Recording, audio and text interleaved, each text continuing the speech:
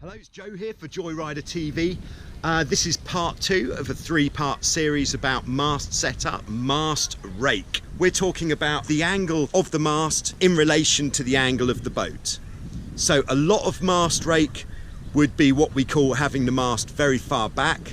So the tip of the mast would actually end up level with the back of the boat.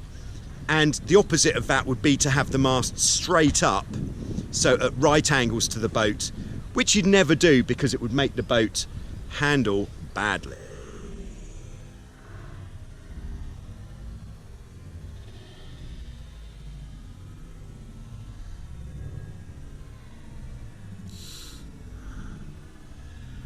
What we're aiming to do with the mast rake is we're aiming to put the centre of effort of the sail, generally, just at the back of the centre of lateral resistance. So on a boat like this, the centre of lateral resistance is the centre boards or the dagger boards on a dagger board boat. So we're aiming to put the centre of effort about level with here on the Tornado. What that will do is just make the boat want to sail a little bit upwind all the time.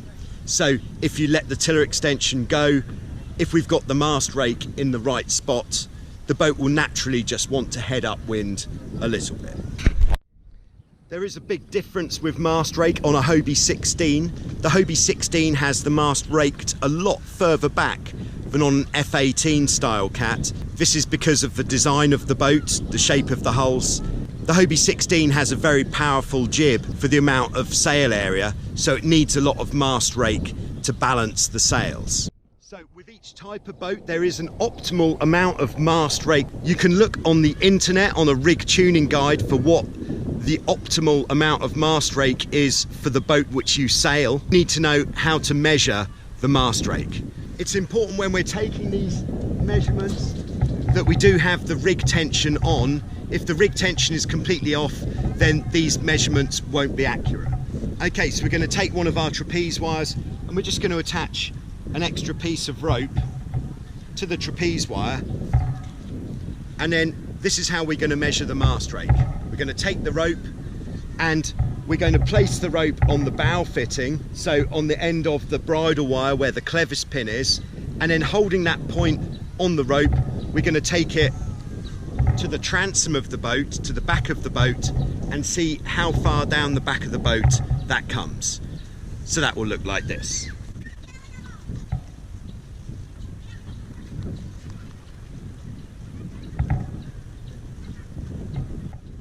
So on this particular Tornado, we can see that the mast rake comes about, about an inch from the back of the boat. So the mast on this particular boat is quite far upright. On other boats, the measurement point might actually come down the transom of the boat, indicating that the mast is further back. To adjust the mast rake on a Tiger, we have this system with a chain plate. Well spotted for anybody who's noticed this is actually a Dragoon, but it's exactly the same. And if we want less mast rake, we'll move this down. So if we want the mast further forwards, we'll move this down. If we want more mast rake, we'll move it up. So as we can see here on this boat, this has been set with as much mast rake as possible.